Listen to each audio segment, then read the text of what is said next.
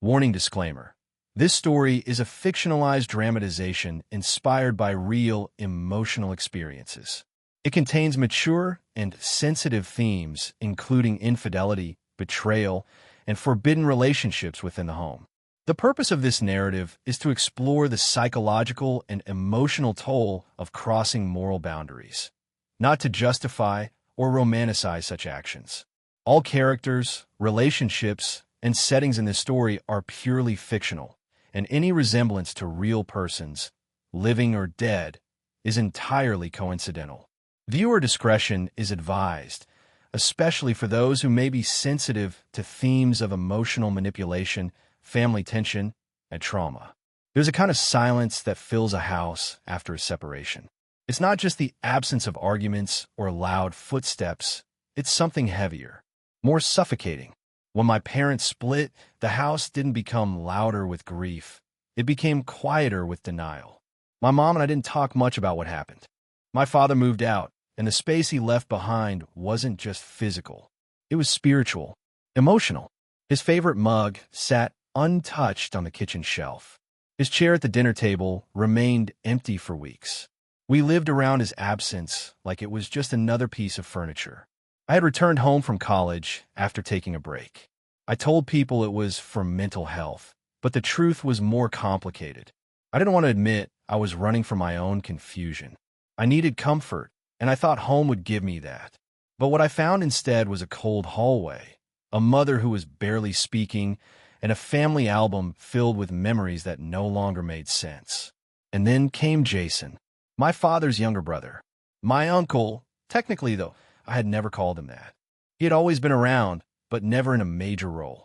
After the separation, he started visiting more frequently, bringing groceries, fixing the leaky faucet, occasionally cooking dinner. At first, it felt nice to have someone help out. My mother seemed to rely on him too, emotionally if not openly. He cracked jokes. He filled the silence. And I, already vulnerable and craving stability, began to look at him through a different lens. He was charming, not overly handsome, but confident. His presence felt mature, calming, almost magnetic. And unlike everyone else in my life who tiptoed around my feelings, he spoke to me directly. He asked about my writing. He noticed when I cut my hair. He complimented the dinner I tried to make. He made me feel seen in a way I hadn't felt in months. Still, it was innocent at first. There was nothing in our conversations that crossed the line. No words that would make anyone raise an eyebrow. But something about his gaze lingered longer than it should. Something about the way he touched my shoulder felt too familiar. And though I tried to shake the thoughts from my head, they kept coming back, quiet, intrusive, unsettling. I told myself I was imagining it, that I was just lonely, that I was misinterpreting kindness as intimacy. In the weeks that followed, Jason became more than just a helpful presence. He became a fixture in our everyday life. He was there when the water heater broke. He was there when my mother had a headache and needed someone to drive her to the pharmacy. He even brought over coffee some mornings, already knowing how I liked it. I didn't think much of it at first. I told myself it was just family looking out for each other. That's what he always said, just doing what your dad should have never stopped doing. But slowly, it stopped feeling like he was just looking out for her. He started checking in on me, messaging me to ask if I'd eaten, sending me random memes, calling me to ask how I was holding up. It was always innocent on the surface, and yet I felt something deeper underneath every interaction. There was a softness in his voice that lingered when he spoke my name, a kind of attention I hadn't felt in years. At a time when I was emotionally unraveling, he became the one thread I clung to. I started opening up to him in ways I hadn't with anyone else, not even my friends. I told him about my fear of failing, about how the separation had affected me more than I let on, about how I hated that I felt responsible somehow. He listened, not with distraction or judgment, but like he genuinely cared. His responses were thoughtful, even poetic at times. He made me feel not only heard but understood. He told me I was strong, that I had depth, that I reminded him of someone from his past, someone kind and brilliant, someone he had once deeply admired. That was the first time I blushed in front of him. It felt wrong, and yet I didn't want it to stop. My mother remained unaware of the growing connection between us. She was too lost in her own sadness, too distracted by bills, appointments, and the everyday demands of surviving a broken marriage. Jason helped her, of course. He comforted her when she cried. But when she wasn't looking, he looked at me. Not inappropriately, not obviously, but long enough to make my heart skip in confusion. One evening, we ended up in the kitchen alone after dinner. My mom had gone to bed early with a headache. I was drying the dishes while Jason leaned against the counter, sipping tea. The silence between us wasn't awkward. It was charged. He said, "You're different, you know. Most people your age don't think the way you do." I looked at him and tried to laugh it off. "You mean most people my age don't talk about the philosophical meaning of heartbreak over leftover spaghetti?" He smiled. "No, I mean you actually feel things. That's rare." I felt exposed and seen all at once. That night I couldn't sleep. Not because of anything he'd done, but because of how I felt. It scared me. It thrilled me. And worst of all, it comforted me. He wasn't just my uncle anymore. He had become my confidant. And maybe, just maybe, that was the most dangerous part. It started with the small things. The way he'd look at me a second too long while passing the salt at dinner. The way his hand would brush against mine when we reached for the same dish. The way we'd both laugh a little too hard at inside jokes that no one else understood.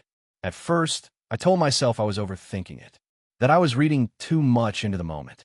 But late at night, I would replay those moments in my head, dissecting every detail, every expression.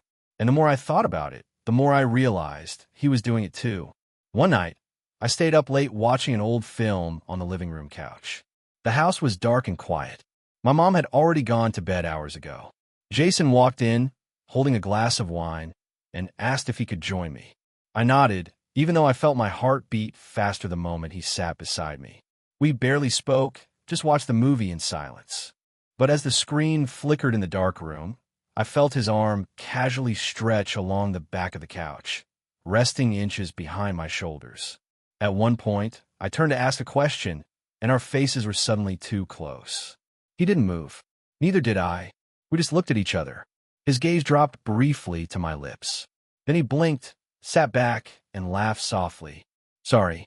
Long day," he mumbled. But that moment, silent, loaded, electric, hung in the air for the rest of the night. The next morning, everything felt normal again. Too normal. Like we had silently agreed to pretend it never happened. But that only made it more intense. The avoidance. The accidental touches. The shared secrets that were no longer innocent. Over the following week, the tension between us grew like a rope being pulled tighter and tighter. Every interaction felt like a test. Every word was layered with what we weren't saying. He started to compliment me more openly. "You look stunning today. That color suits you. You're more mature than most people I know." Words that would have been innocent from anyone else, but from him, they felt forbidden, deliberate. One afternoon, my mother had gone out to run errands. I was in the backyard, watering the plants. Jason stepped outside with 2 glasses of lemonade. He stood beside me in silence, then said, "You know, sometimes I think we understand each other better than anyone else ever could." I didn't respond. I didn't have to. The way I looked at him said everything. He reached out and tucked a loose strand of hair behind my ear. My breath caught. He looked at me, eyes filled with a mix of longing and restraint. And then he stepped back. "We should go inside," he said quietly. We did. But that night I couldn't sleep. Again, I laid awake staring at the ceiling, knowing exactly what we were dancing around. A line had been drawn between us. A thin, fragile line. And we were both inching closer to crossing it. Every glance, every silence, every breath pulling us further from reason and closer to something we both knew we shouldn't want. But deep down, a small voice whispered what I didn't want to admit, that something was building, that a line was slowly, silently forming. And if I wasn't careful, I was going to cross it. It was a rainy Saturday evening, the kind of rain that seems to muffle everything around it, making the world feel smaller, more secretive. My mother had gone out of town for the weekend to visit her sister. I had planned to spend the night curled up with a book, but when Jason knocked on my bedroom door and asked if I wanted to watch something together, I didn't hesitate. I didn't even pretend to say no. We settled onto the couch with a blanket between us and a movie playing softly in the background. I couldn't even tell you what the film was about. I wasn't watching it. I was watching him. The way his jaw moved when he spoke.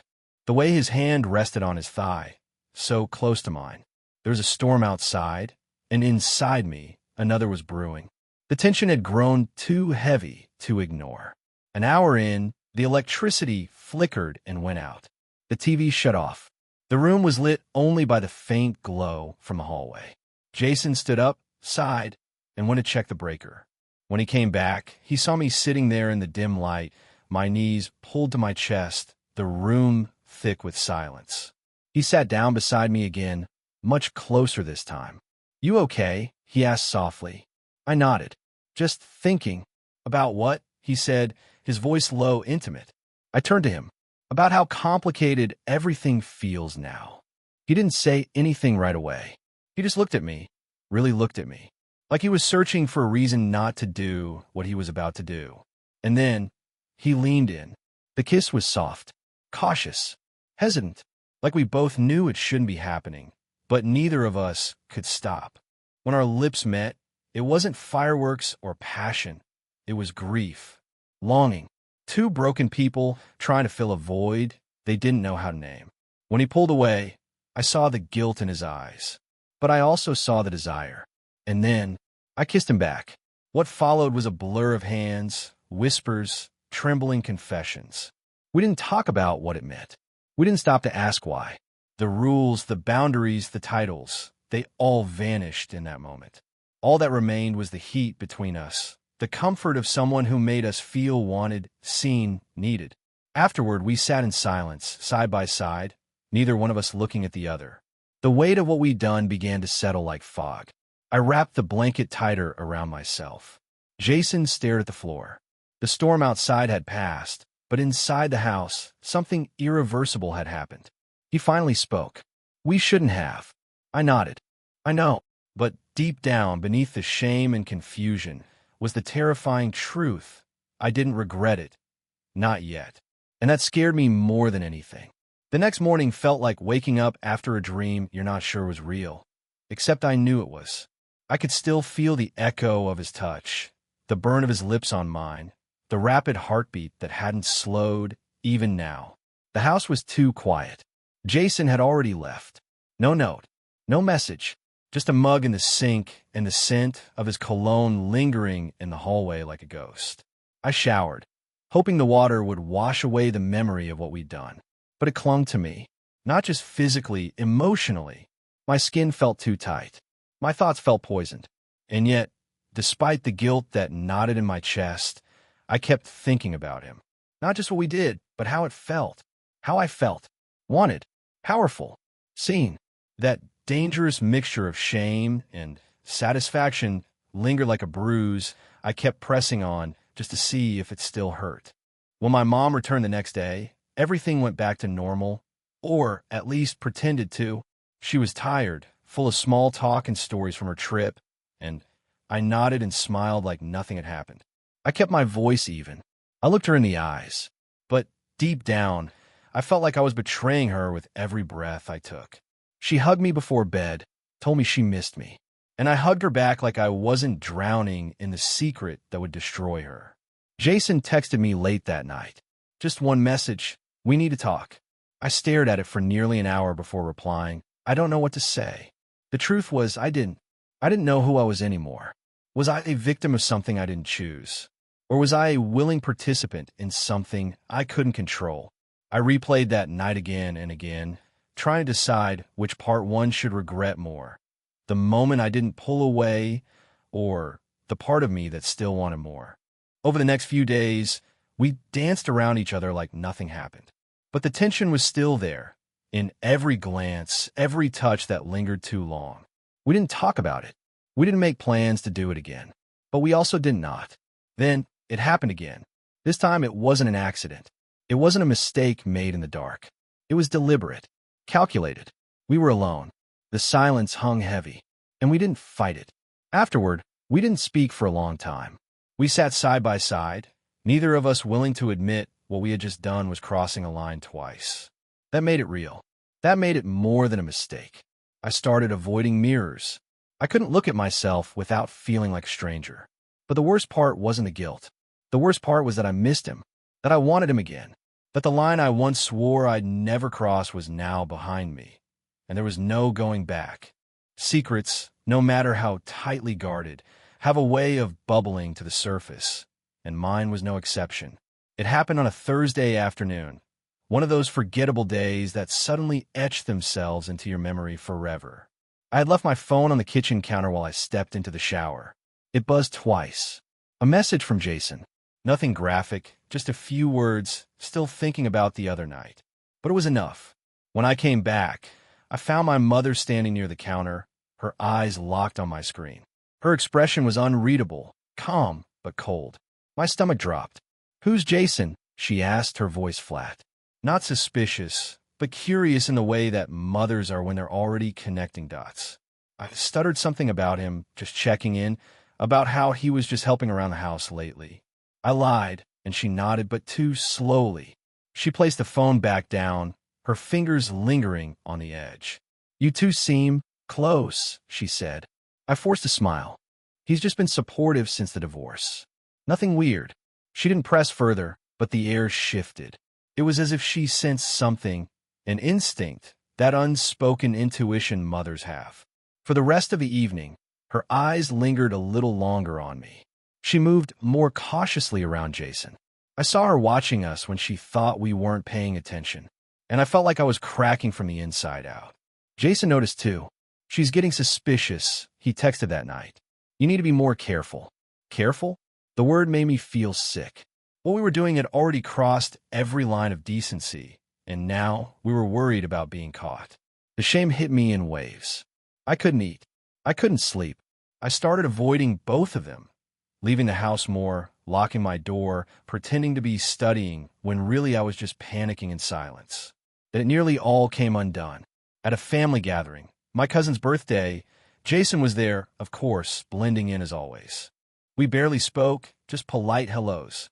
But near the end of the night, I caught my younger cousin scrolling through a phone, not hers. She looked confused and then amused. I walked over to her, and my heart froze. She was reading our messages. Somehow, my phone had synced to the family iPad. I snatched it from her hands and forced a laugh. "Private stuff, sorry. Just some weird text from a friend." I don't know if she believed me. I don't even care. Because in that moment, I realized something. I was seconds away from everything blowing up. Jason called me later, frantic. "You have to delete everything. Everything. If your mom finds out." I hung up. I sat in my room that night, staring at my phone, trembling. One click, one message, one wrong move, and it would all be over. And suddenly, I wasn't just afraid of being exposed. I was afraid of what I had become. It didn't explode the way I expected. There were no screaming matches. No confrontations. No midnight accusations or slammed doors. Instead, what came next was even worse. A slow, quiet collapse. Jason began to pull away. Subtly at first. He'd text less often, stay shorter when he visited, avoid being alone in the room with me. It was like watching someone retreat from a burning building, pretending they weren't the one who lit the match. I told myself it was for the best. That maybe, after everything, we were finally waking up to what we had done. But I couldn't ignore the emptiness his distance left behind. It was a strange kind of grief, mourning something I was never supposed to have in the first place. I missed the way he looked at me. I missed the secret thrill, the attention, the warmth.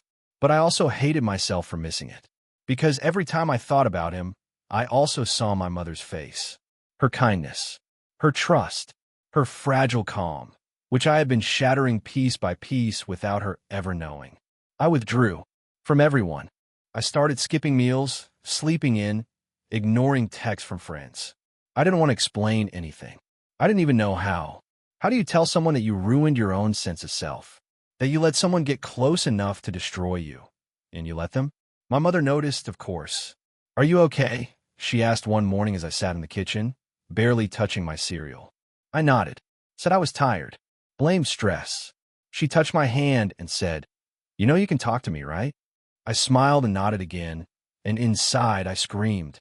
Jason still came by, but not for me anymore. His visits became strictly about helping my mom, car repairs, moving furniture, grocery runs. He avoided eye contact with me, and when we did speak, it was robotic. The same man who once whispered my name like a secret now treated me like a stranger. I should have felt relieved. I should have seen his distance as an escape, but all I felt was hollow, like something had been carved out of me, and now I was walking around with a vacancy I didn't know how to fill. Eventually, his visits slowed and then stopped altogether, and it was just me, alone in the aftermath. I tried to journal, to write it all out, to make sense of it. But every time I put pen to paper, the words felt like betrayal. Not of him, but of myself. How had I let it happen? Why hadn't I stopped it? Why had I gone back again? The questions became a loop, and I had no answers, only guilt. But slowly, day by day, the silence inside me started to shift. Not heal, not yet, but it softened. I began to see that this was a kind of ending. Not dramatic, not destructive, just final. The quiet kind. The kind that leaves scars instead of wreckage. Years have passed. The house is no longer the same. My mother eventually moved, downsized to a smaller home in another town, closer to her sister. She never found out. Or, if she did, she never said a word. Sometimes I wonder if she knew but chose silence over destruction. A quiet mercy. Or maybe, like me, she buried it so deep she convinced herself it wasn't real. Jason? I heard he got married. To someone else. Someone age-appropriate. Respectable. They post smiling photos online, holding hands at wine festivals, attending charity events. From the outside, he looks like the perfect man. And maybe he is to her. Maybe he only made one mistake. Or maybe he made many, and I was just one of them. Either way, I never saw him again. And I hope I never do. I built a new life. A career. A small apartment. A circle of friends who don't know the version of me that once existed in that house. Sometimes I wonder what they'd think if they knew the truth. If they knew what I had done. But I don't let the thought linger. Because no one ever will. That version of me, the girl who crossed a forbidden line and didn't stop, it's locked away like a ghost in the attic of my memory. The weight of the secret never truly disappears. It just becomes easier to carry. Some nights, when it's quiet and I'm alone, I'll remember his voice. The way he said my name. The warmth of his hand on my back. The kiss I didn't regret until I did. And then the shame returns, creeping like smoke under a closed door. People think betrayal always comes from cruelty, from monsters, from abusers. But sometimes it comes from comfort, from closeness, from someone you thought could never hurt you. And when you realize you were a part of your own undoing, that's a betrayal you carry in silence. I never told a soul, not a friend, not a therapist, not even the pages of my journal. What happened between us was wrong. It was real, and it's over.